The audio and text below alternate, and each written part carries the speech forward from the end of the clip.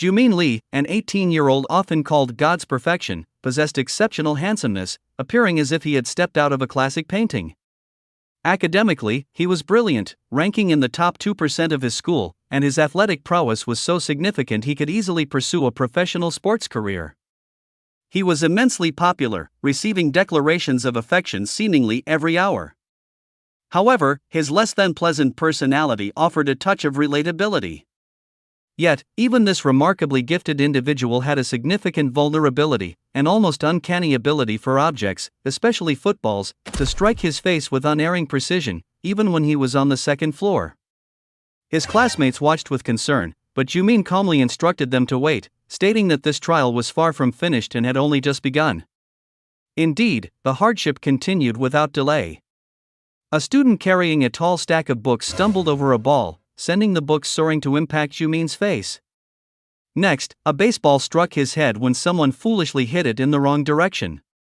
Moments later, a clumsy person tripped and fell into Jumin, hitting his face, and another person bumped into him while retrieving their bag.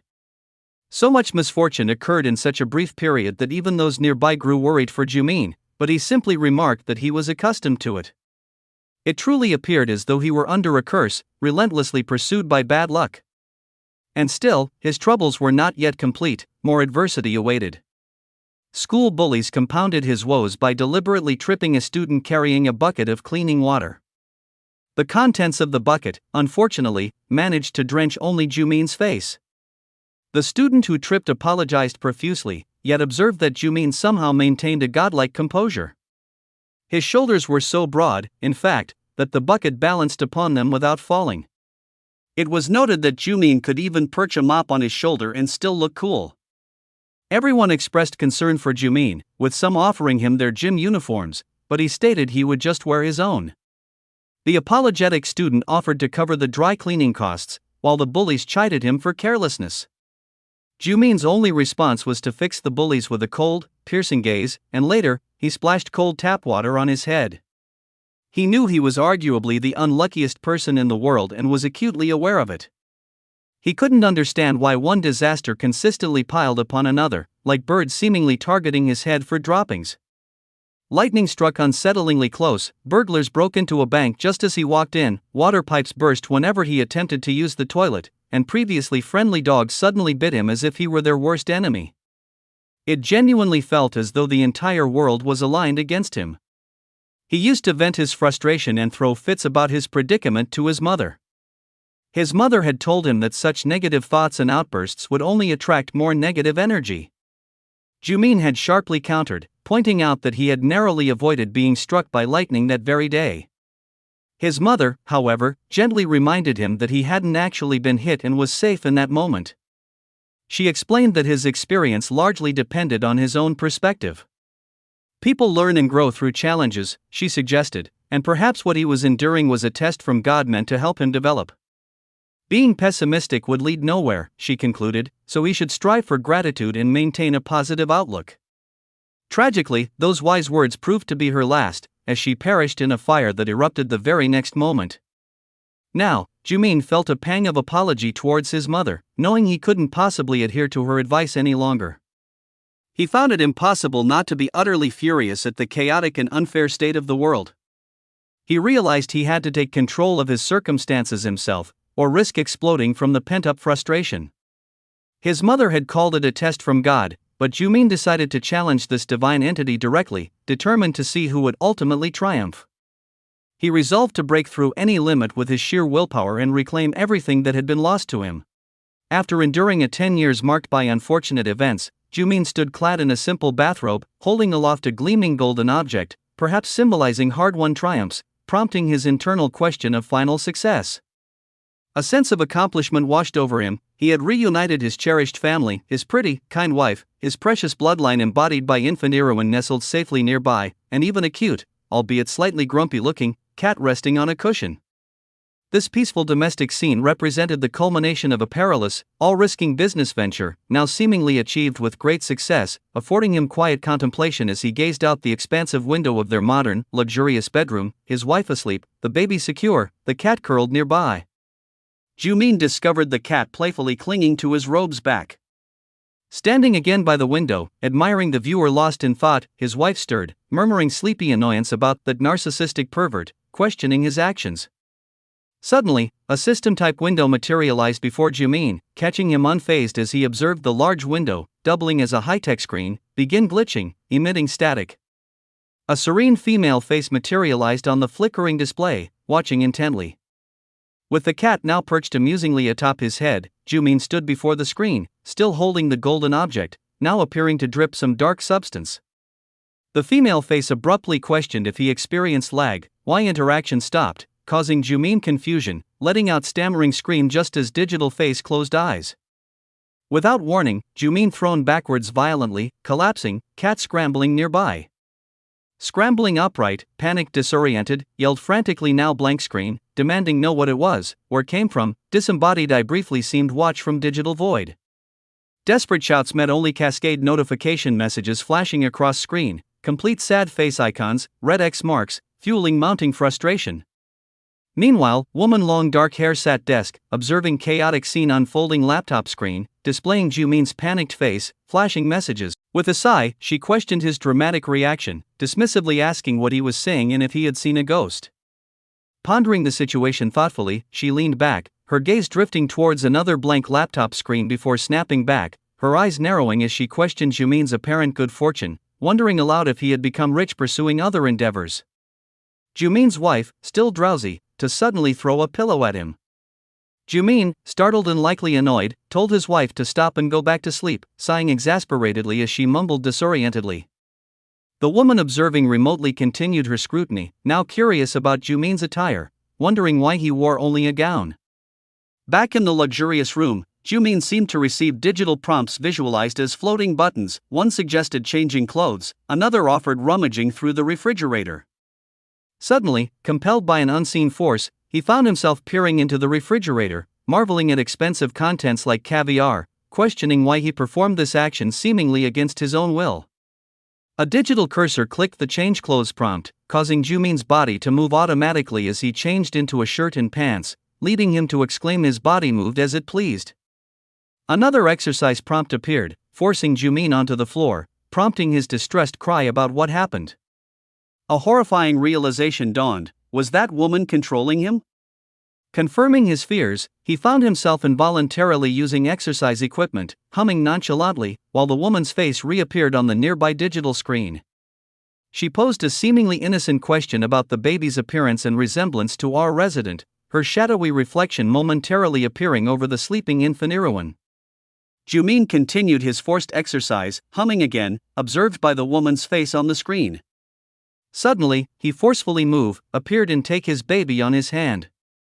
The woman's annoyed voice questioned his actions, asking why he wasn't exercising as instructed to care for the resident.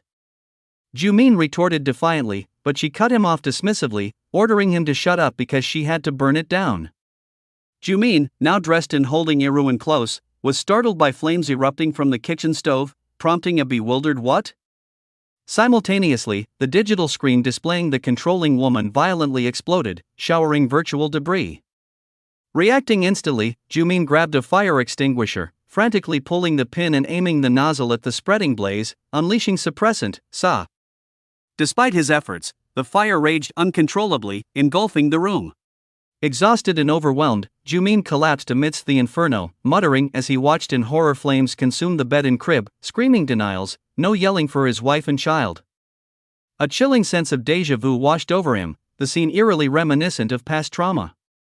Looking up, he saw the controlling woman's face reappear on a phantom screen reflected in the flames, her expression thoughtful. As she thought about whether she should start again, she realized she had an automatic save file on her computer. The woman's voice echoed tauntingly, asking the resident about his sweet dream.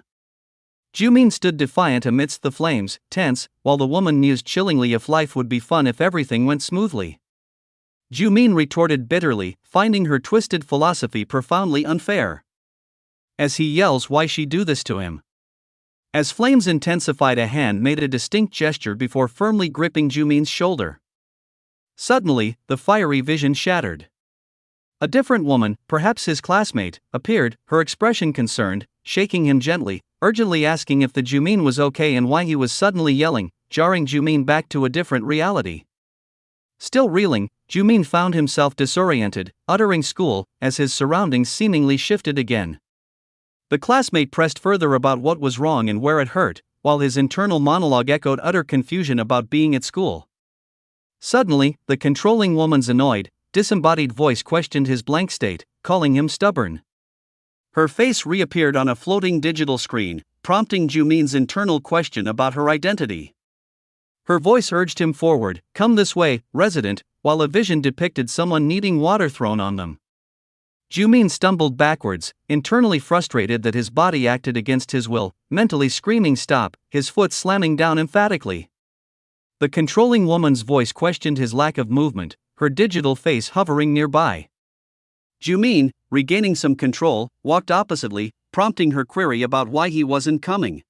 Muttering internally about not knowing what happened, his voice retorted accusingly, "You were the cause." A flashback montage depicted unfortunate events: bullying, fights, a figure falling from a rooftop, leading his thoughts to lament that everything previously deemed unfortunate culminated in the staggering realization: this woman had killed his mother. With clenched teeth and rising fury, Jumin turned, confronting the digital face, demanding fiercely, "Was it you?" Armed with this crucial information, Jumin could now be prepared for Shua's next moves. Returning to another scene, this time in a school building, 3 pretty girls were diligently cleaning, but the target of their cleaning efforts seemed more like a ruin, a fellow student named Shua. They informed her that their efforts were pointless, as no matter how hard they tried, she would remain a dirty little thing. Shua didn't respond, so one of the girls told her to perform the action she was instructed to do whenever she felt angry. Obediently, Shua stood up and cheerfully struck a K-pop idol pose. The girls burst into laughter at her, remarking that she was actually getting better at it. One commented that she had curves, while another immediately added that it was all fat. The leader of the bullies then kicked her in the gut and told her to lose weight.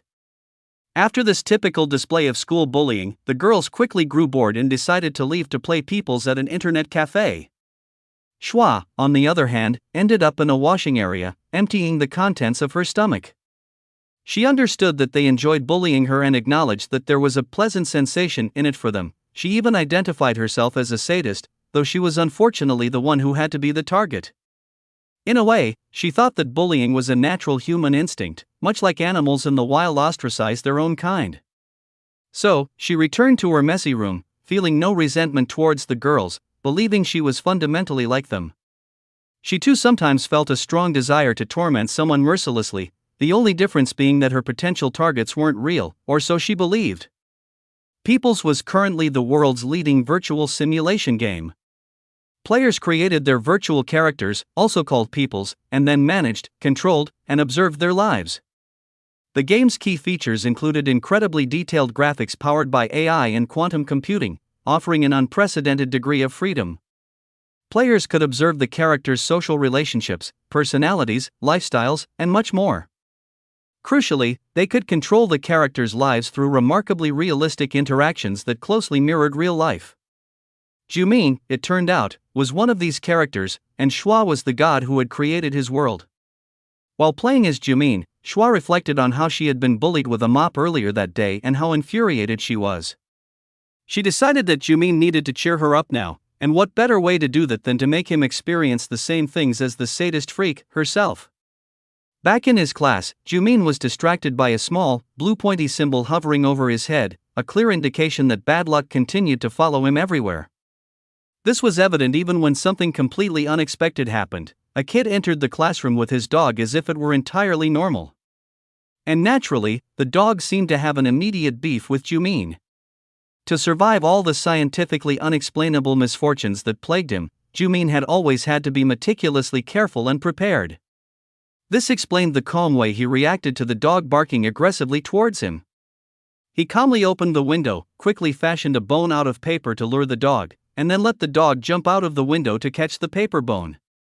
He seemed to reason that his own safety was paramount, regardless of the potential cruelty involved. It took only a moment longer for the rest of the class to register that a dog and its owner had entered their classroom, and subsequently, the dog had just jumped out the window. The class resumed once the crying student had left the room. Despite having lived through a disastrous life, Jumin found it challenging to fully comprehend everything that was happening but did his best to summarize what he understood so far. He knew he was currently in the past. The reason he was back, he believed, was because of this unpleasant woman, whom only he could perceive. She was the source of his misfortunes and the cause of his family's loss. He truly wanted to confront her physically, perhaps even strangle her, but frustratingly, he couldn't touch her. He wondered why he had returned to this specific point in time, recalling that it was precisely on this day in the past when all the relentless catastrophes that had plagued him finally ceased. He remembered that day vividly because his life had taken a significantly positive turn afterward. He questioned if all the prior bad luck had occurred because of this girl he could see in front of him. Revisiting everything the girl had said, he noticed she was sitting in a room, and in the background, a school uniform was hanging. It was hard to believe that the girl seemingly responsible for so much bad luck was still just a student. The perspective on the screen started moving through the class, leading Jumin to realize she controlled everyone there and could make things appear like mere accidents. It was difficult to explain, but his body had felt as though it were moving against his will at the time. Based on his observations, she didn't seem to realize he was aware of her presence, prompting him to wonder if he should pretend not to see her going forward.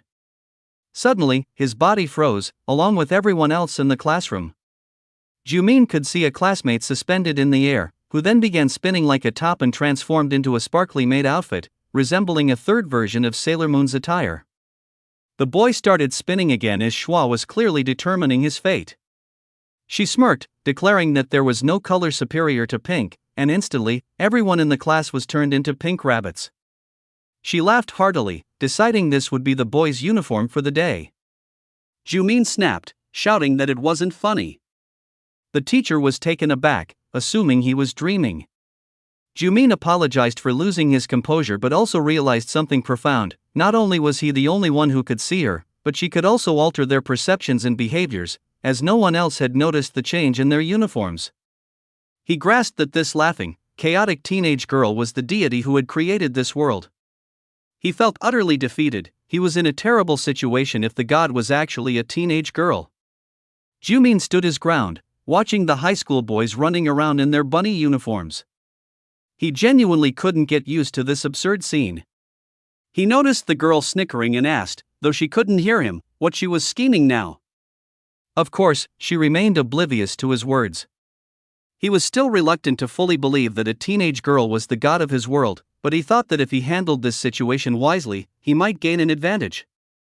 A boy named Sensa came running towards him, blushing intensely as he spoke, appearing rather odd in his bunny outfit, to be honest.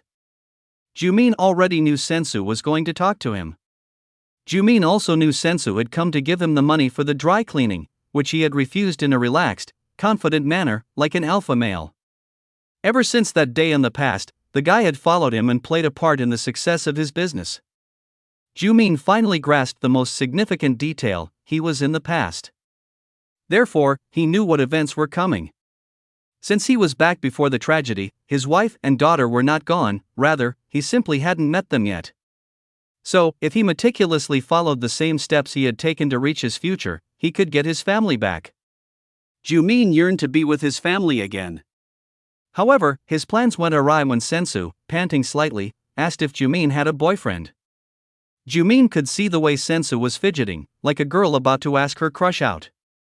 Something felt off because Jumin did not recall Sensu ever talking to him this way back then. His questions were answered by a snickering girl visible behind Sensu, who clearly desired a bromance storyline to unfold.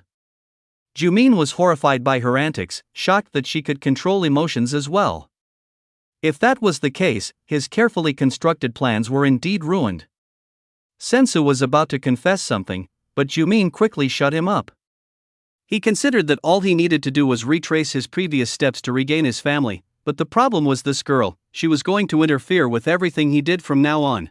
Shua was surprised to see her intended ship failing, as she thought anyone could fall in love with anyone in this game, and she had wanted to see a male-to-male romance bloom. Now bored, she ordered Senna to die. Jumin heard the command distinctly and watched as a statue materialized and hovered over the unfortunate Senu, converting him into a bloody mess. The blood splattered all over Jumin, and he shivered, realizing he absolutely should not anger her. He thought that even if he managed to meet his family again, they wouldn't be safe from her control. Perhaps, he mused grimly, it was better that he didn't meet them again at all. He was still thinking that this was an unwinnable battle when he heard a sound coming from the screen, a voice telling the girl to stop playing video games and go to bed. Shua's mother angrily instructed her not to ignore her, leaving Shua with no choice. The screen suddenly vanished, leaving behind a completely dumbfounded Jumin. He had clearly heard the words video game and her name, Shua. In Shua's reality, back in the classroom, Shua was busy sketching Jumin in a pose resembling Da Vinci's Vitruvian Man. She was pleased with the results, and a passing girl complimented her drawing, attracting the attention of others nearby. Everyone was impressed, some even suggesting she should be drawing webcomics. Shua blushed, enjoying being the center of attention in that moment. However, her pleasant time ended abruptly when her bullies found her having fun. They sarcastically commented on how pretty cool her drawing was and snatched the notebook from her. Shua's pleading was met with indifference as the girls continued to go through her notebook. Lacking any artistic sensitivity, they mocked her drawings, claiming Shua was obsessed with men. Shua tried to take it back, but the girls further teased her by asking if she did sketchy things while thinking about men. She attempted to deny these claims, but the teasing didn't stop. One of the girls even hit her with the corner of the book for being so insistent, causing her to fall down with a thud. Her bullies laughed even harder because they had seen her yellow underwear. Shua trembled, wondering where things had gone wrong. Was it because she hadn't looked them in the eye back then, or because she had been so awkward when she said hello? Or did they simply see her as a pushover from the start? Still shivering, Shua looked around desperately to plead for help, but no one looked at her, as if she were invisible. Jumin was still frozen in his space, recalling what he had just heard. He realized he was simply in a game. If that was the case, then what exactly was he? Was he merely a character that she could manipulate within her game? Now, all those unexplained misfortunes that had happened to him suddenly made complete sense. Knowing this was a game, Jumin was surprisingly quick to accept this new reality. He now knew her name was Shua. She seemed to live with a nagging mother in an ordinary home and appeared to be from a modest household, raising the question of how she gained access to such a complex simulation game. If this world was truly just a simulation, did that mean his family was nothing more than binary codes, a collection of zeros and ones? However, Jumin refused to believe that and was not going to let this stop him. Shua might think he was just a piece of data, but he would have his revenge. He felt a surge of determination, thinking that the moment he broke free from all of this and got his hands on her, he would strangle her to death. But when she appeared again, he immediately became compliant. Like an obedient puppy, Shua stated she was back from school. Jumin was shocked because that seemed awfully fast. He quickly grasped that if she turned off the game on her side of the world, time in his world froze. This implied she was essentially observing him constantly. Shua then spoke about being bullied that day and even getting smacked on the top of her head. She contrasted her experience, where nobody stepped in to help her, with Jumin's, noting how everyone rushed over to check if he was okay when he was dumped with a bucket of dirty water. On the other hand, she added, even if someone set fire to her hair or hit her with a mop, no one would ask if she was okay. Jumin realized she was being bullied herself and felt a huge sense of stress relief, thinking it served her right. Shua admitted she knew she was talking to a video game character as if it were going to change anything, but she simply didn't have anyone else to talk to. She finally lost her composure, saying that her life sucked and she no longer wanted to live. Jumin thought that while she might be controlling this world, she was just an ordinary teenage girl. This thought sparked an idea. There was a possibility worth exploring, even if the evidence wasn't entirely solid. What if that girl existed in the same world as his, and she was controlling it at her will? Jumin perhaps deluded himself into thinking that this world was not a simulation game and that he could still get his family back while also getting his sweet revenge on her. He watched the crime maniac carefully, trying to find out which school she attended. But then, she was back. Shua asked what she had done to deserve her suffering. Jumin pointed to what he considered the most obvious reason. She asked if it was because she was ugly, a point Jumin found he couldn't deny. She even asked if she was being punished for being naughty, and Jumin was grimly pleased that she was at least self-aware. She wondered if good things would happen to her if she were good, but Jumin thought it was too late for that unhinged little brat to atone for her sins. Convinced that her tears wouldn't make him forgive her, however, that girl clicked on a load button, and Jumin felt a dizzying sensation before finding himself back in front of Senu once again. Jumin was shocked to have seemingly returned from the dead but realized they had returned to their normal uniforms, so she must have rewound time. Shua remarked that Jumin was the only one who could understand her, just as Senu awkwardly wanted to recommend a book. Both Shua and Senu were behaving strangely and creepily, so Jumin quickly made a run for her. It dawned on Jumin that the primary reason she made his life a living hell was to release her own stress. So far, everything she had done depended heavily on her mood. He couldn't physically touch her, but if he could somehow influence or change her mood, then perhaps he could stop her from being a tormenting force. He concluded that he needed to find a way to fix her temper until he managed to get his family back. As it was still too dangerous to reveal that he could see her, direct communication was not a viable option for now.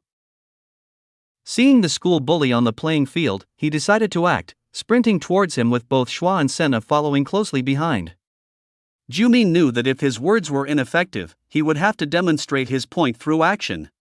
He dashed towards the bully and landed a powerful punch to his face, following it up with more blows amidst the crowd of students. Shua was taken aback, unsure what Jumin was doing. The bully attempted to fight back with a punch, but Jumin quickly grabbed dirt and threw it in his face. Regaining the upper hand, Jumin then delivered a speech, urging the onlookers to stop blaming others for their misfortunes and encouraging them to fight for their rights. He told them that if someone looked down on them, they should retaliate, perhaps by poking them in the eye with a pen, to show they weren't to be messed with. Senu was deeply moved by Jumin's willingness to stand up for him. Shua, however, was the one truly stunned. She wondered what he was so angry about and recalled that the bully had tripped Senu, causing the dirty water to be dumped on Jumin.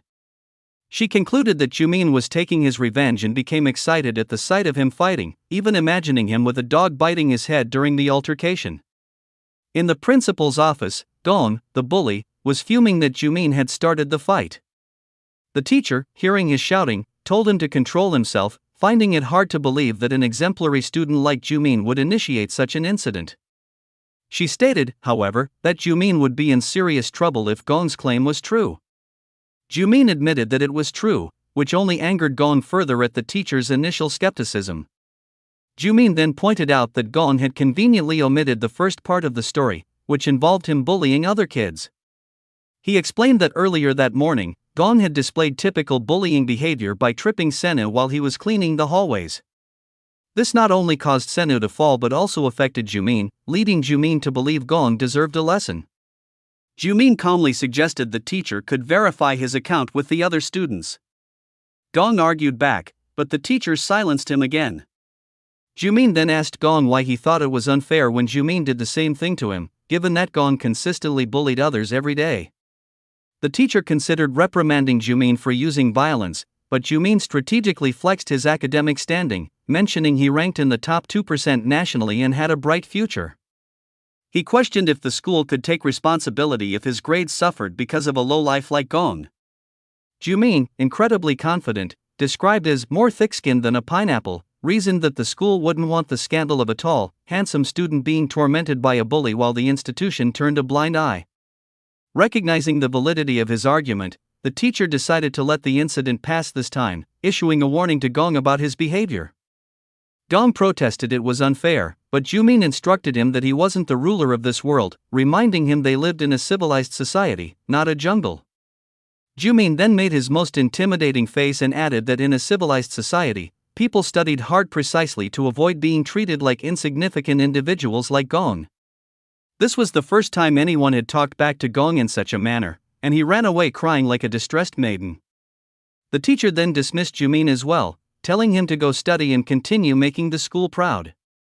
The lesson learned was that people often rationalize and compromise their principles to maintain their position, even when witnessing injustice.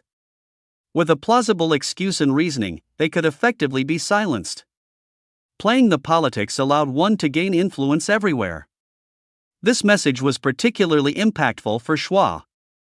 She watched the victorious Jumin afterward, feeling both impressed and somewhat disappointed. Jumin assumed that if Shua was a student, she most likely logged into the game at night. He began to time the difference between their realities.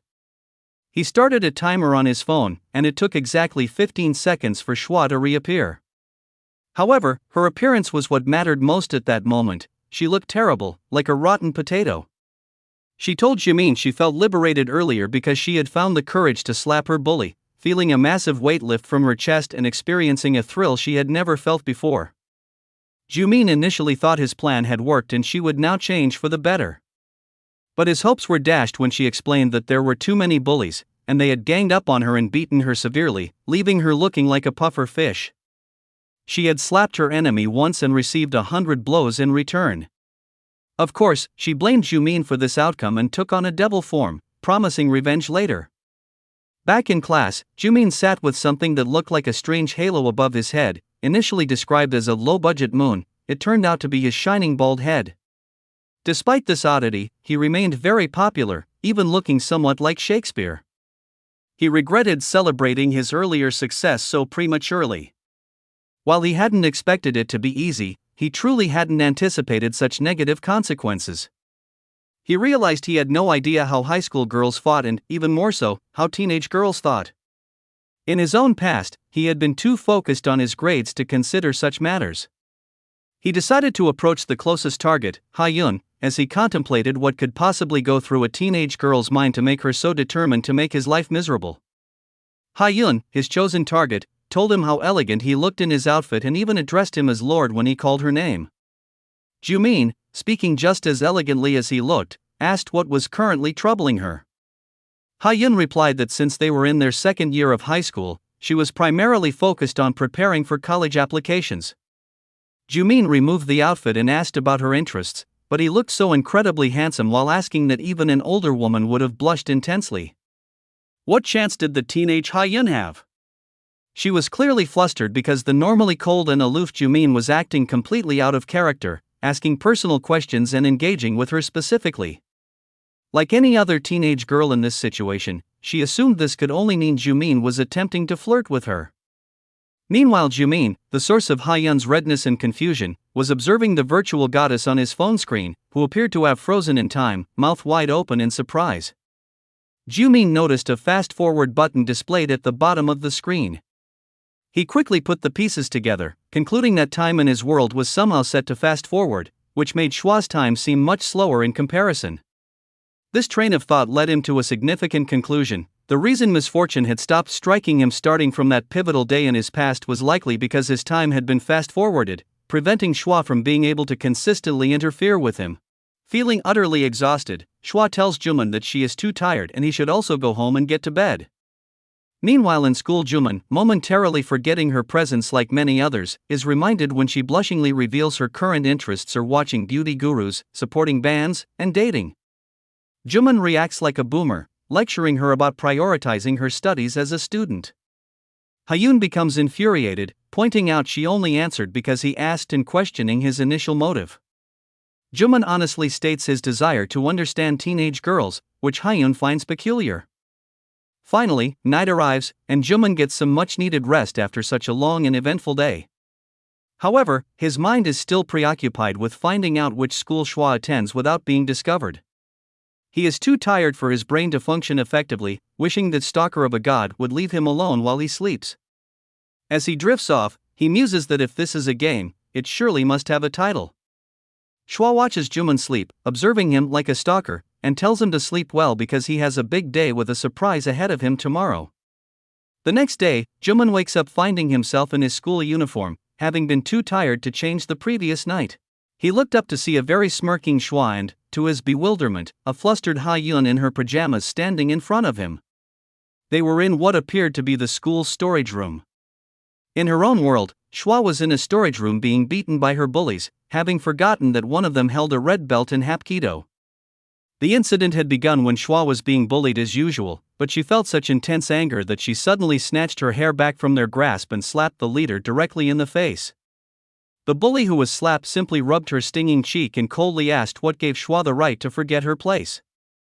The girl was clearly furious and began slapping Shua repeatedly, asserting that they were just joking with her, which didn't justify Shua's retaliatory slap. Suddenly, shouting came from outside the storage room as boys called out for balls kept inside, forcing the bullies to hurry. The imposing bully, referred to as the Amazon version, perhaps named Rise, told Shua that she had started it, making them even now. She even threatened Shua, warning that if she fought back again, she would pull her teeth out one by one, leaving no trace. The door creaked open, and the mean girls stomped out one after another. A boy with golden hair entered the room and noticed Shua slumped in the corner. Seeing her trembling, he asked if she was all right. This pretty boy was named Yonu, and he extended a hand towards Shua, sending butterflies fluttering in her stomach. However, before she could reply, another boy entered the room, looking for Yonu and the balls he was supposed to retrieve. From their brief exchange, it was revealed that the pretty boy was a new transfer student. Shua watched the boy leave, her heart pounding like a drum. She had just found her new Prince Charming, but she felt certain he would never want to associate with a loser like her. Back in her own room, Shua yawned widely, still feeling exhausted. She noticed Ha-yun seemed attracted to Jumin, which didn't surprise her. Shua had known about Ha-yun's feelings for him for a while, as they had been friends since grade school. She recalled her own crush, the handsome transfer student Yonu, and observed Ha-yun's nervous fidgeting in Jumin's presence. A bright idea suddenly came to Shua, one that gave Jumin a distinctly bad feeling. Jumin found himself trapped with a shouting Ha-yun, who mistakenly believed he had abducted her as part of his quest to understand teenage girls. Jumin did his best to explain that this wasn't his doing. He had no idea what the snotty brat, Shua, was up to now. This was still his room, but everything was gone, only him, Ha-yun, his phone, and no windows or doors. It was a classic scenario of being trapped in a confined space. Shua, uncharacteristically, offered an apology to Jumin and confessed she had a crush on a certain boy. Jumin felt strangely offended by her seemingly insincere apology, but Shua didn't seem to notice. She continued, describing the boy as a new student, tall and handsome, just like Jumin. She mentioned how he had extended his hand to her, finding it incredibly sweet, but lamented that she didn't think he would ever hang out with someone like her. She then told Jumin that Ha-yun had had a crush on him for a long time and, since she couldn't be with her own crush, she would allow Jumin and Ha-yun to be together. It didn't take Jumin long to realize that Ha-yun was essentially being used as a substitute for Shua's own romantic aspirations. He wasn't entirely surprised, as he had known about Ha-yun's long-standing feelings for him. He recalled she had asked him out right after he graduated high school, but he had already had a girlfriend at the time, who later became his wife. Sadly, he understood that if he wanted to see his family again in the future, he would have to reject Ha-yun, just as he had in his original timeline. Jumin tried banging on the wall, but Ha-yun shyly asked what he intended to do to her now that she was his prisoner. This entire misunderstanding was infuriating Jumin, but he calmly told her they needed to find a way out. She began to grasp that they were both trapped. Knowing she wouldn't believe anything he said in this situation, Jumin told her to stay in bed while he did the same on his own bed. Ha-yun is confused, so Jumin explains they are trapped and someone is watching, waiting for them to do something. His strategy was to remain completely still until Shua grew bored and tired of the game. He emphasized the need to stay on track to get his family back, fearful of a butterfly effect if he deviated even slightly. He was determined to reclaim his future, regardless of whatever devious plots Shua might concoct. His immediate goal was to lie down where his bed used to be and go back to sleep, instructing Ha-yun to do the same. He was genuinely exhausted. Initially, he only planned to pretend to be asleep, but he ended up falling asleep for real. Ha-yun watched her crush sleep in her presence and felt a sense of disappointment, having perhaps expected something else to happen. On the other side, Shua was also disappointed, watching Ha-yun fail to seize the opportunity to claim Jumin for herself. However, she understood, attributing it to Ha-yun's lack of courage, a trait she saw in herself. So, Shua decided to give her another push by increasing Ha-yun's love bar, a visible game mechanic. Unaware of the scheme's unfolding, Jumin was enjoying a sweet dream of holding his baby in his arms. He was suddenly woken up by a rustling sound beside him. As soon as he blinked his eyes open, he found a zoomed-in view of Ha-yun's face right in his personal space. He quickly sat up like a startled good boy and asked why she was lying next to him. Ha-yun confessed she had a crush on him and had for a long time. She also assumed Jumin was already aware of this and that was why he had asked about teenage girls the other day. Jumin was shocked by Ha-yun's uncharacteristic assertiveness, concluding that the only culprit was a certain degenerate teenage girl. With the love bar now at its maximum, Ha-yun became so forward that Jumin was actually scared. Ha-yun was acting aggressively, like a cat in heat, but Jumin, the innocent target, was completely unreceptive. He rightly blamed the entire situation on Shua and resolved that things would not go her way. He realized he wasn't the only one who could manipulate people's feelings. He grabbed Ha-yun by the shoulders and began delivering his own version of a mantra, making the ugliest face he could manage. The long, harsh speech was designed to break Ha-yun's heart so severely that she would never look his way ever again. Shua was shocked to see Ha-yun's interest in Jumin waning, so she changed her strategy, forcing Jumin to be kinder to the girl. Jumin was explicitly telling Ha-yun she wasn't his type, stating he preferred F-girls while she was more like a puppy. However, Shua's divine command overrode him. Against his will, he confessed that he liked Ha-yun and leaned in to kiss her forehead. Shua felt a smug satisfaction at her success. Jumin was so shocked by his own actions that he recoiled, crashing into the wall. On the other hand, Ha-yun's love bar instantly maximized, and she commented that while his words might have been harsh, his lips were sweet. Jumin denied having done anything, despite the kiss happening just moments ago. He was the only one who understood that a certain brat, Shua, had controlled him again. Ha-yun revealed it was her first kiss, but Jumin was sure a forehead kiss didn't count as a proper first kiss. Nevertheless, Ha-yun was in the throes of romance, even contemplating the name of their hypothetical first child. Jumin tried once more to convey that he hadn't been the one to kiss her, but Ha-yun interpreted his denial as him trying to backtrack and abandon her. She seemed unaware of the full catastrophe that awaited him for betraying a woman's affection, though Jumin could certainly guess by looking at her rapidly changing expression. At this point, Jumin was desperate to tell her that the entire situation was artificial and that being trapped in a room without doors or windows should itself raise suspicions. Ha-yun, however, stated that she knew what was happening. She believed this must be a lucid dream, and if so, she was free to do anything. But she couldn't fathom why Jumin remained so cruel, even in her dream, when she had always been kind and sweet to him, and he had never given her a chance. She mentioned that boys from other schools came just to get a glimpse of her, so she was well aware of her attractiveness, and wondered what more Jumin could possibly want from her. Jumin decided to be completely serious with her. He revealed that he was in love with someone else, that he intended to marry her and have a child with her, and that his feelings belonged entirely to his family, leaving no room for Ha-yun. Ha-yun felt dejected and retorted that he truly knew nothing about teenage girls. Jumin wondered if she had finally understood his message. However, Ha-yun stood up, declaring that she had no other option. If she couldn't have him, she might as well dispose of him. This horrifying turn of events did not impress Jumin in the slightest. He had no idea how she planned to do this or where she had suddenly produced the blurry knife he saw in her hand. Shua received an in-game notification indicating she had earned a Bunny Boiler achievement, but she didn't appear particularly impressed by it. This news, however, was somewhat interesting to Jumin, who overheard her mention the achievement system. But he didn't have time to dwell on it because a girl was now intent on assassinating him for breaking her heart. Jumin attempted to calm her down, but she had completely lost control, growling that Jumin belonged solely to her. Jumin was surprised at how quickly things were escalating and felt he had no choice but to fight back, confident in his own strength. But he instantly regretted his confidence when Ha-yun began climbing the wall like Spider-Man and shrieking at him. Jumin conceded that he stood no chance in this fight as he watched the heroine of a horror movie leap towards him. Facing imminent danger, Jumin suddenly became spiritual and started chanting Buddhist prayers. He believed the prayers worked because nothing happened next.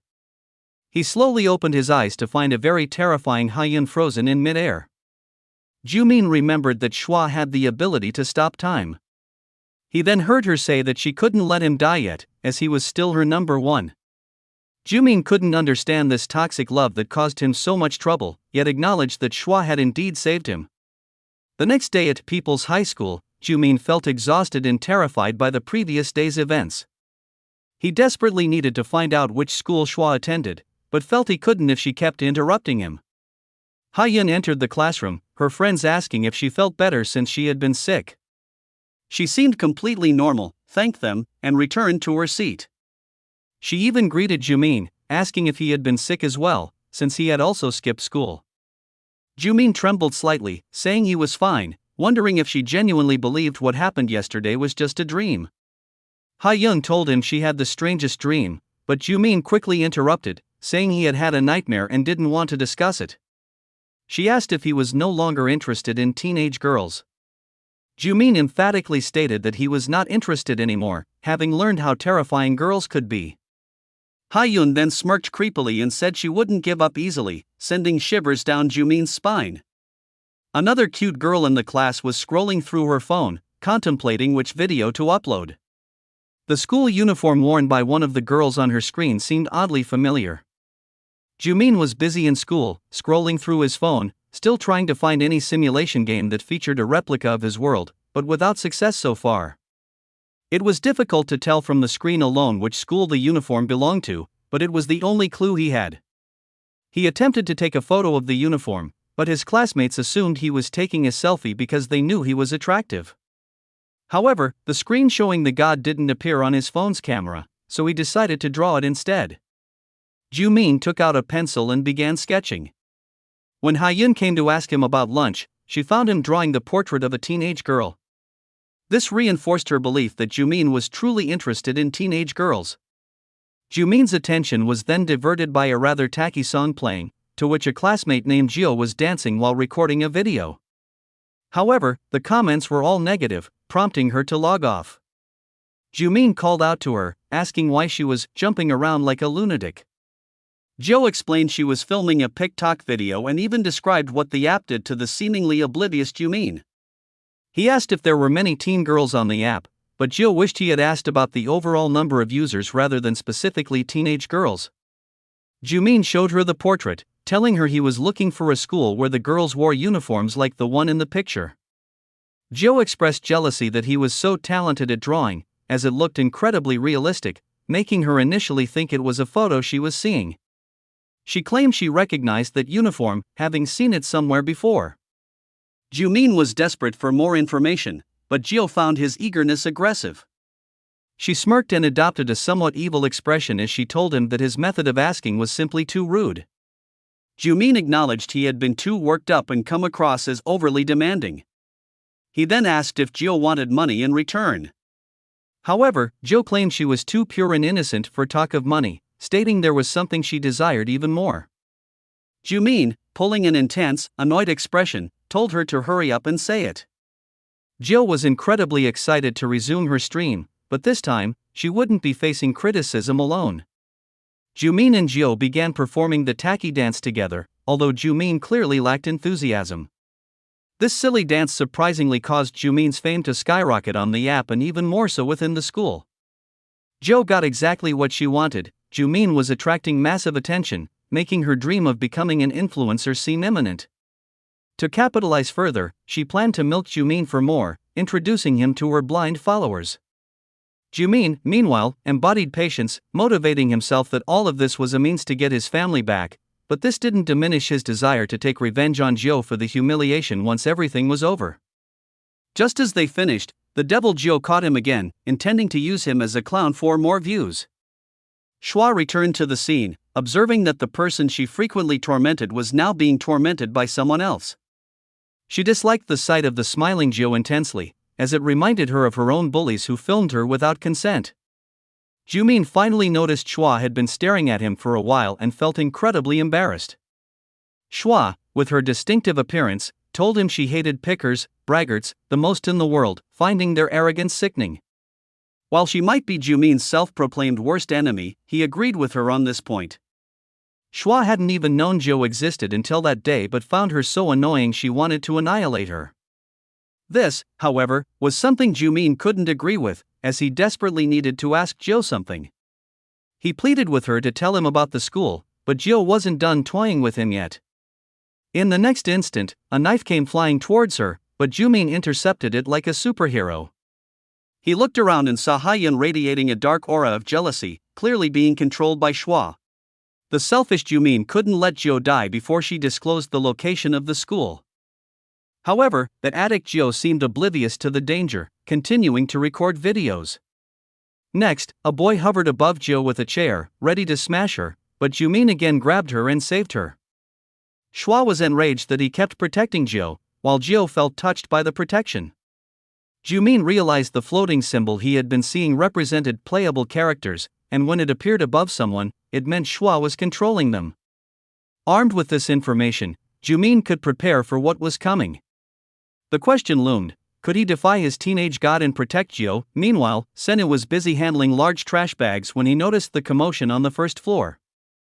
Jumin was carrying Princess Jill in his arms while the entire school, now under Shua's control, chased after them like enemies. Despite the chaos, Jill was still excitedly filming, capturing the school hottie carrying her like a bride. The hunters pursued the prince and his bride relentlessly, but Jill was content with the reviews she was getting online. She became super excited and decided to perform a bridal-style dance challenge combo, much to Jumin's exasperation. Ahead of them was an obstacle, a flower nerd carrying a sunflower in a pot, who was now a minion of Shua and attacked Jumin with his beloved plant. Of course, Jumin protected Jill, but her phone slipped. She broke away from his protection to retrieve her precious phone. Her mouth and nose were bleeding, but her main concern was her phone screen. However, the bounty hunters caught up to her, forming a literal mountain of people that overwhelmed her. Jumin grabbed her like a sack of potatoes and resumed running, while Jill looked oddly satisfied. Shua had the whole school searching for Jumin and Jill, but Jumin managed to hide for the moment. He wondered if there was a way to block Shua from tracking his location in this game. However, Jill seemed completely unaware of the sword hanging over her head and started filming with Senu this time. Jumin told her to stop filming, but she was ecstatic, finally getting the attention she always craved. She was lost in her own world, having no idea that the reason others were after her was Shua's command to annihilate her. Whenever Shua manipulated this world, no one questioned even the most ridiculous situations, moving under her control as if hypnotized. Jumin wanted to use this situation to his advantage, but for now, he needed the location of that school. However, the greedy Jill was not satisfied and wanted to reach at least 300,000 followers before she would talk. Jumin told her they didn't have that kind of time, but she showed him she had gained 1 million followers in just an hour. She admitted she had originally wanted to ask for 500,000 followers but thought 300,000 was more realistic and generous. Jumin seriously considered letting her die. But Jill promised she would tell him about the school if he helped her achieve her goal. Jumin calculated that if it took her only 30 minutes to get 100,000 followers, it would take over an hour to get the remaining 200,000. It seemed impossible. He didn't have the energy for that, and getting more followers meant continuing to stream, which risked exposing their location. He concluded that for this situation to end, Shua had to eliminate Jill. However, he needed the school's location before she died. He devised a splendid plan for this. It didn't have to be Shua herself doing the dirty work, she just needed to see Jill die. With his evil plan set, Jumin told Jill he had a great idea that would get her even more followers, potentially 500,000 if she cooperated. Jill was all ears, so he shared his insight. It's a proven fact that the majority of content viewers are drawn to shocking content. He then instructed Senu to assist them. They somehow reached the rooftop of the school building, and Jumin was sure they couldn't go on like this much longer. Jill started filming again, telling her viewers they were on the rooftop seeking refuge and that she already had 50,000 viewers. Jumin asked her the complex question of why she cared so much about the number of followers. She told him she wanted to become an influencer, but Jumin, who was willing to risk her life for fame, found it hard to understand. However, Jill explained that someone born as perfect as him could never understand. It was human nature to crave love and attention. If she became an influencer, people would adore and worship her, which made her feel alive. But she knew that with the slightest misunderstanding or carelessness, people could easily turn their backs on you. Jumin would never know this feeling because he shone so brightly without even trying. People were drawn to him effortlessly. However, people like her had to actively work to earn the attention of others, and the feeling of being forgotten was incredibly lonely. Her words struck a chord with Jumin. He knew the feeling well. He told her to find someone who needed her and marry that person. Jill informed him she was still a minor, but Jumin reiterated that she should marry someone who truly appreciated her and build a family with them, guaranteeing it would bring her ultimate happiness. Joe was not impressed by his old man advice and, spitting on him, ordered him to get her 300,000 followers. Jumin was really missing his wife at that moment. Joe demanded her followers now, but the bounty hunter Ha-yun had already found them. It was a mystery how she climbed onto the roof until the teenage goddess Shua, in all her glory, appeared behind her. Jumin found the glowing aura behind her irritating, but the goddess instructed her familiar, Ha-yun, to attack with those blurry knives she seemed to have an endless supply of. Jumin kept protecting Jio, causing Shua to rage at the game that wasn't following her commands. She then noticed Jumin was closest to Jio, realizing she could use him to eliminate her. Jumin warned Jio to get away from him, but she was hyped up, eager to capture every bit of the action on video. However, Jumin lost control. He picked up a blurry knife and moved menacingly towards his target. Jio finally snapped out of her oblivious state as she watched Jumin approach her with the blurry knife. She admitted her request might have been a little excessive, but he was definitely taking his threat too far. Jumin didn't seem to hear her and lunged at her, only managing to stop himself at the last second. He told her this wasn't a joke anymore and that the entire world was set against her. If she wanted to end this nightmare, she had to tell him where that school was. Jio was genuinely terrified for her life, especially when the other students reached the rooftop and started approaching her like zombies. She felt truly deflated, having believed everyone was head over heels for her. However, the harsh truth stood before her: this wasn't the love and craving she had wanted. Jumin told her that with fame came jealousy, that was the price you paid. Joe didn't want any of this anymore, so Jumin assured her he would put an end to this nightmare if she just told him where to find that uniform. Joe finally showed him the TikTok video where she had seen the uniform and begged Jumin to save her. Jumin ended all of her worries by pushing her off the rooftop, stating that this was what she got for playing with him. Jill was beyond shocked as she fell to her demise with a thud. Jumin then looked up at Shua, who seemed quite bored, and told everyone else to scram.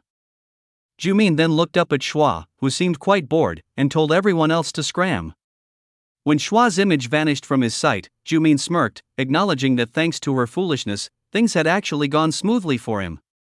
He clapped his hands and announced to the bewildered students that the show was over. The students scattered, chatting among themselves about their surprisingly good acting skills. Jumin looked down from the rooftop to find Jio perfectly fine, lying on a pile of soft mattresses and trash bags below. A brief rewind helps clarify the situation. Jio had initially refused to go along with Jumin's plan. However, he insisted that people crave shock value and that she needn't worry, as Senna had carefully arranged mattresses and trash bags below to ensure a safe landing.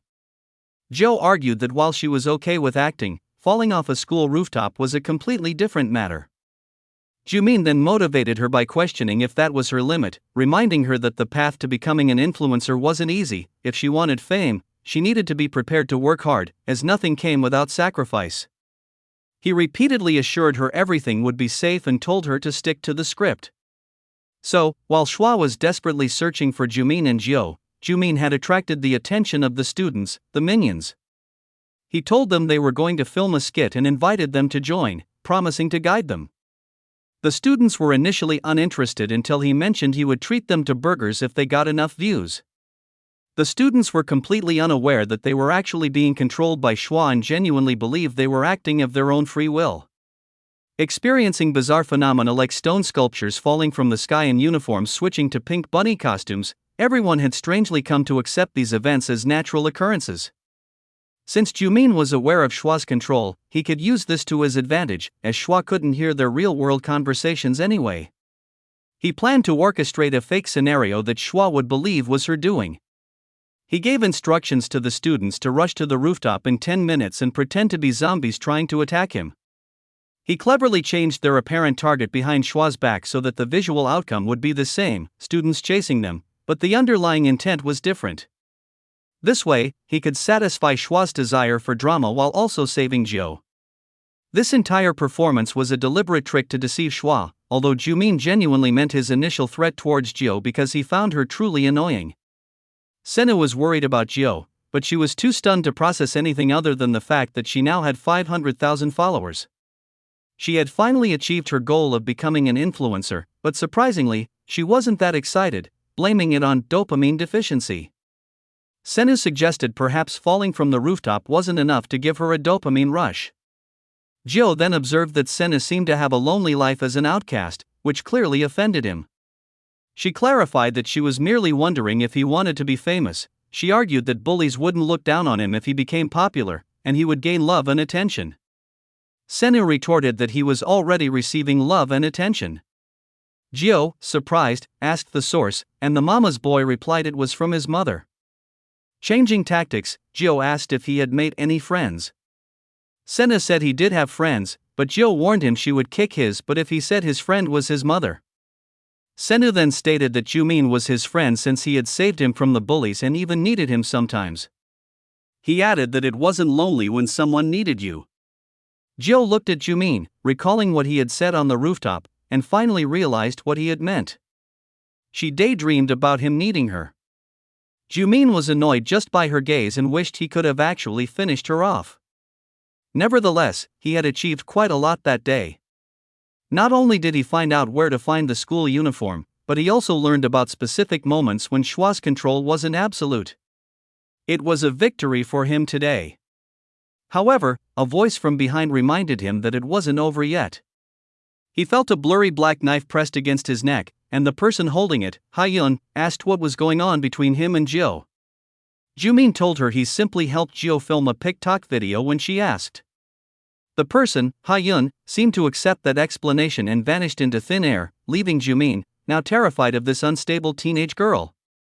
In another scene, Yonu was incredibly popular while playing soccer due to his stunning looks. Girls desperately wanted to talk to him but were too shy. Shua was busy drawing Yonu next to Jumin. She still remembered the real Yonu and felt smug that he had already offered her his hand. This obviously deluded teenager wondered if Yonu might be interested in her. She then noticed something written on the ceiling directly above her head. The writing said, "I know you are controlling Jumin." Shua, however, paid no attention to it, finding it a pity that the ceiling, which used to be the only untouched part of the classroom, was now defiled. Her desk was covered in curses, and she received an in-game notification from her bully demanding payment in 5 minutes. Yonu was still on the ground when he watched Shua rushing around and paid particular attention to her. Shua handed over her cash to her bullies, but they claimed a large denomination bill was missing.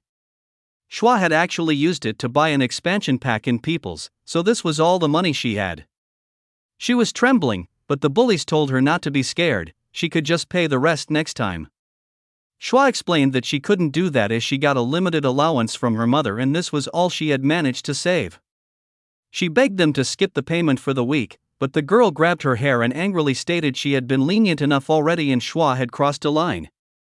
The girl, looking menacing, described as a scary potato, reminded Shua that she would pull her teeth out if she disobeyed. Shua apologized and called for help, but the girls ignored her pleas. They were then spotted by someone and were scared for a moment, thinking it was a teacher. But the person who arrived was Yonu, whose charm captivated even the girl with purple hair among the bullies. She greeted him with a sparkling attitude, clearly flirting. However, Yonu got straight to the point and asked if they were bullying the poor girl. The purple-haired bully quickly pulled Shua into her arms and claimed they were just joking around and Shua had simply tripped. Looking at Shua, she silently urged her to nod if she wanted to live. Shua agreed with the statement before Yonu could say anything further. A teacher then started shouting from an upper window that the break had ended ages ago, causing the mean girls to quickly disappear from the scene, leaving Shua and Yonu alone.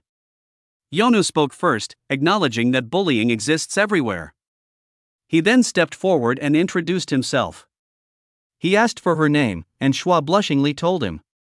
He came closer, telling her she looked cuter without her bangs. He then left, leaving Shua frozen in space, her heart fluttering. Back at People's High School, the student Jumin Lee was known as a genius, with grades in the top 2% of the country. To survive an inexplicable series of misfortunes that defied scientific explanation, he had to become God-perfect. But despite his efforts, things didn't always go according to his plan. Due to a recent incident, Jumin had unexpectedly become a popular influencer.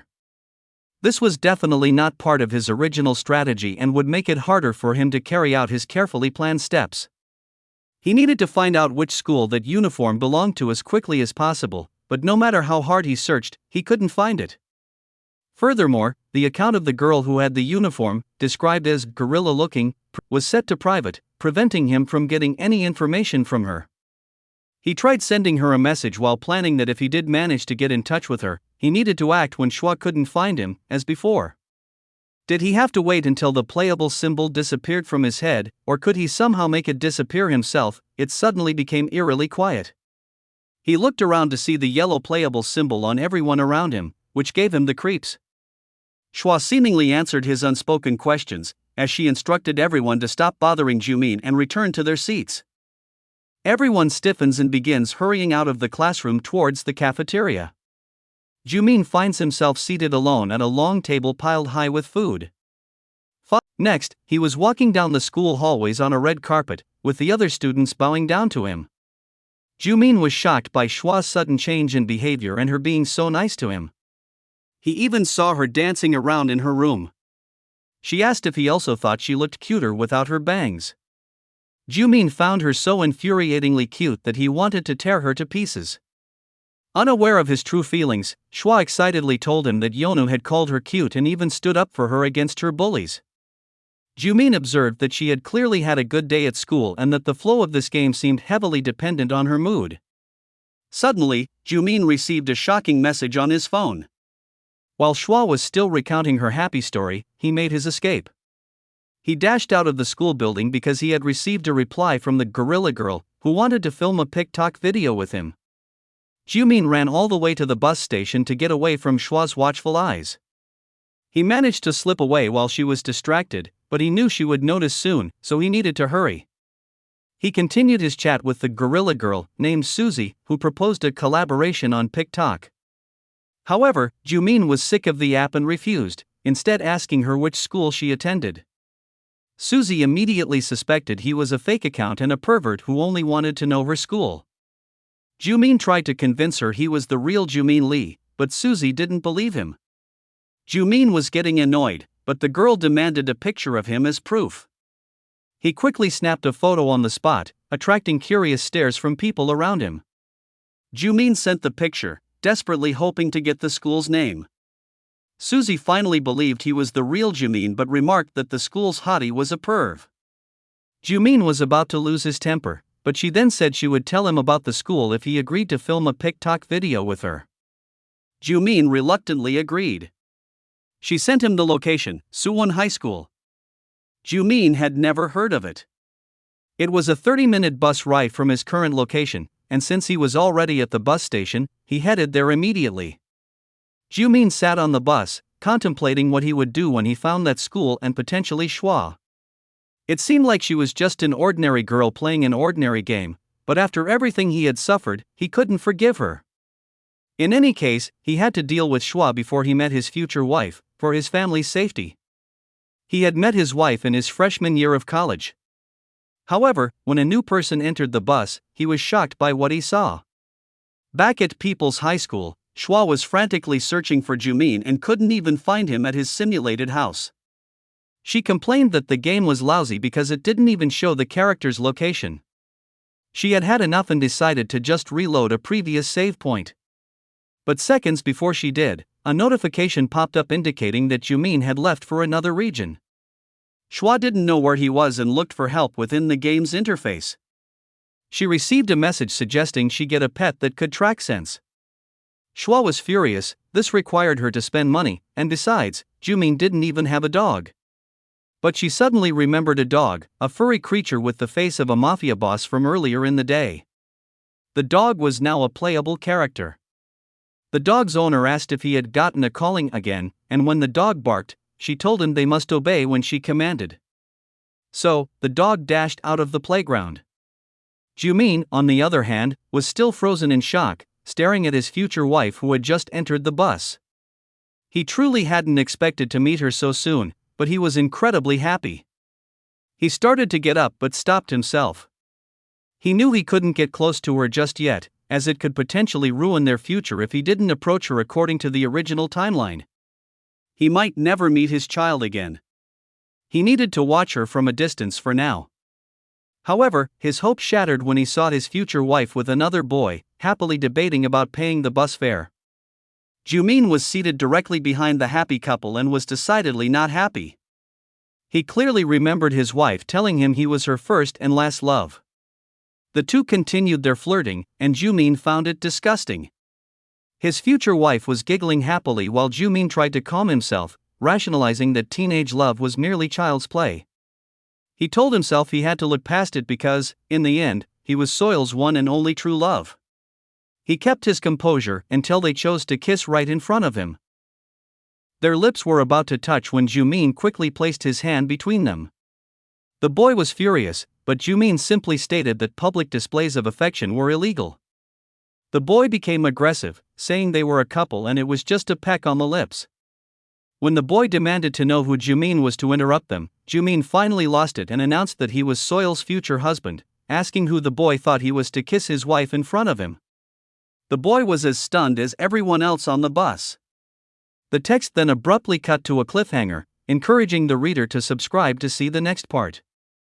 It then reiterated Jumin's identity and situation. This student is Jumin Lee, who had to be perfect in order to survive an unexplainable series of misfortunes that had no scientific evidence to back it up. However, even a perfectly rational person like him lost his judgment when it came to love. The narrative continued back on the bus. The love of his life was calling the other man babe and telling him to ignore the confused person, Jumin. However, the boy wasn't listening to her. He yanked Jumin using his tie, demanding to know who he was to tell him not to kiss his girl. The bus suddenly stopped, and the driver angrily told them to behave or get off, even threatening to call the police. The angry boy got off the bus and told Jumin to do the same so they could settle their score. But Soil was only worried about him wasting his bus fare. The boy kept yelling for them to get off, and Soil kept telling him to get back on the bus. The result was that the bus door closed, leaving only the boy behind, who chased after the bus like a dog, but to no avail. Inside the bus, everyone cheered for the bus driver, whose bald head shone like a halo after dispensing justice.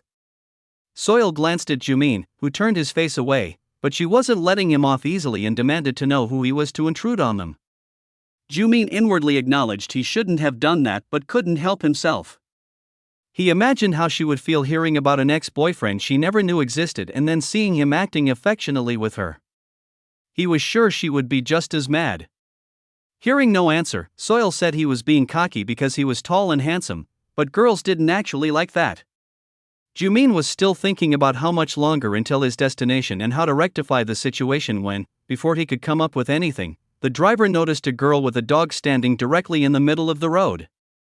He slammed on the brakes, causing everyone inside the bus to lurch forward. Jumin watched Soil stumble and moved to grab her as the bus screeched to a halt right in front of the girl. The bus driver leaned out the window, asking if the girl was alright and telling her to get out of the road. The girl didn't reply, as she was under Shua's influence, and instead asked the dog if this was the bus they were looking for. Inside the bus, Jumin had caught the falling Soil in his arms, much like a scene from a drama. They both looked into each other's eyes in slow motion for a moment until Soil quickly sat up and pushed his face away. She then helped the kid who had fallen on his face and asked if he was okay. Watching this, Jumin reflected that this was why he had fallen for her. She was the opposite of him, so polite and kind, and somehow, she smelled like his mother. He had the brief privilege of indulging in those memories until Shua appeared behind him.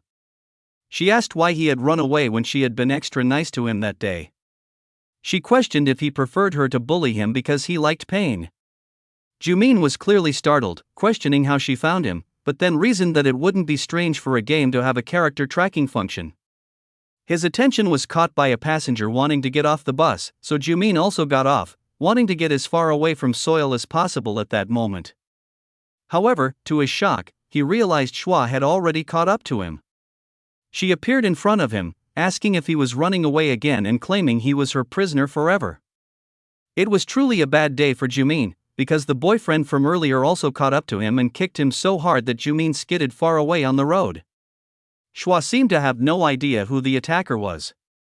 However, the girl commanding the dog, the owner, told her pet to attack Jumin. Jumin found himself unable to move his body as he was assaulted by both the dog and the angry boy who was determined to smash his handsome face and make the world a fairer place. Jumin closed his eyes, bracing for the impact. But then, Soil grabbed her boyfriend, telling him to stop. Her babe resisted, wanting to give Jumin a good beating as a lesson. Even Shua was surprised to see them arguing. Jumin just wanted Soil to get away from him before Shua potentially caused a more dangerous incident. However, he was shocked to hear Soil tell her boyfriend she would break up with him if he continued acting like this, stating she hated violent and aggressive guys. The boy tried to explain himself, but Soil didn't give him a chance, saying he always lost his patience, got into fights, and they had even missed their bus just now because of him. She angrily stomped away, telling him never to call her again. Jumin smirked at this turn of events while still being slightly bothered by the small, fluffy dog. Fortunately, Shua seemed uninterested in the immediate aftermath, and the crowd dispersed, leaving only Jumin sprawled on the road. He knew he should have restrained himself and wondered if this unexpected event would completely alter his future. On second thought, perhaps it didn't matter that much, as his original first encounter with Soil hadn't been great anyway. A kid had fallen after bumping into his long legs, and she had scolded him for it. That moment was what had made him fall for her. He clenched his fist, thinking that no matter how bad their initial impression now was, or how much she might hate him for it, he was going to make her his again, no matter what. He recalled she had always loved him for his persistence, but that was a thought for another time. Right now, Shua was wondering why Jumin had come all the way to this location. She noticed that the neighborhood looked strangely familiar, resembling where she lived, and found it interesting. This was her first time seeing outside of the school area in the game, so she believed they weren't lying when they said they had installed the real world in this game. She thought it was a cool game and wondered if she could find her own school around here. She asked Jumin if they should head over there, making Jumin think it was his lucky day. Jumin believed he was headed to Shua's school, but he couldn't tell if he was moving of his own free will or if he was simply under her control. He still couldn't get used to this feeling. Luckily, he didn't think Shua was suspicious about why he came all the way here because she was genuinely surprised about the neighborhood's familiarity and being outside the school for the first time in the game. She even talked about how well the game copied the real world and said it was her first time coming here, in the game.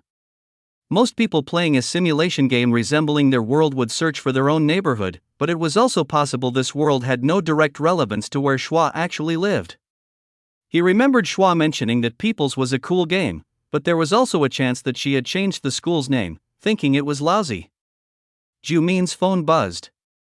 He looked to find that Suji was asking if he was coming or not. He internally told her to stop pushing him, thinking she wasn't the only one sick of all this. He replied he was just around the corner.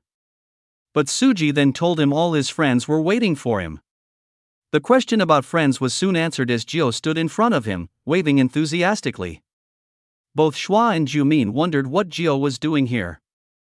Shua also questioned why the pick-tock girl was still alive after falling from the school rooftop.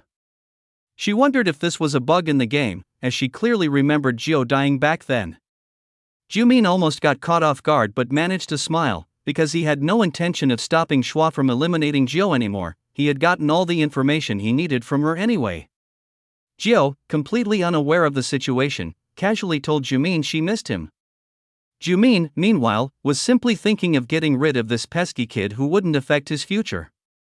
However, Shua just thought aloud that Jio was simply lucky and had survived, which Jumin found surprising. This lack of concern from Shua further angered him, as it showed she didn't even consider them as real people. This realization made him wonder if he could somehow make Shua suffer. Jumin finally met Suji Park, who immediately started snapping pictures of him. Jio explained that she and Suji had been pick-tock friends for a while. Suji said she contacted Jio immediately after finding out she was the creator behind the school hottie videos. Jumin wanted to tell Suji she could have informed him about the school she attended sooner but stopped himself. Shua, on the other hand, was surprised that Suji was wearing the exact same uniform as her and was impressed that the game paid attention to such detail. She noticed that even the school building looked exactly the same, confirming for Jumin that he had come to the right place. Jumin looked at the school Shua seemed to attend and thought that he just needed to find signs of her presence there now. He asked the group why they were all here. Joe draped an arm around Senu and said they needed a cameraman to film everything. Jumin asked what she was planning to film now. Joe and Suji smirked, telling him they were going to film a haunted school challenge starring the school hottie, Jumin, and his gang. The cameraman, Senu, was the first one to run for his life, having never been informed of this plan, but Joe's surprisingly strong grip held onto him. Suji assured them that their school was pretty new, so there were no actual ghost stories. Jumin noticed another person in the group. Hyun then told him she had tagged along because it sounded fun being with him. Jumin didn't quite catch the second half of what she said but turned to Suji Park to ask if there was a girl named Shua in her school. He described her. He didn't know her grade, but she had greasy hair, a gloomy face, fierce eyes, and was an outcast who was bullied. Suji had no idea who he was talking about, stating that if there was an outcast like that, the whole school would know, or maybe she was in a different grade. She told him she didn't know anyone like that, causing Jumin to start running inside the school in desperation. After everything that had happened up until now, he knew there was a high chance that this world was merely part of a simulation game. Perhaps he was doing this because he was in denial about living inside a video game, but that single piece of evidence, the familiar uniform, was his last ray of hope, which had brought him here. And now that he was here, he needed to verify it for himself. So, he desperately searched for any traces of Shua being present. Shua watched the whole group rushing inside the school and wondered what they were doing there. She had intended for Jumin to come here, not the others. But as she thought about it, Jumin had also come here riding a bus without her explicit command. She had no idea why this was happening, but a notification disrupted her thoughts. The notification was about Jumin and his game being in a haunted school challenge. She became excited, finding that the haunted school challenge had finally started, but thought it would have been better if they did this challenge at their own school. Picking her nose, she wondered if her school was known as the best location for haunted challenges. Her eyes fell on the notification again, noting a recommendation to use the new DLC pack to scare the crap out of them. Shua had completely forgotten about the DLC pack.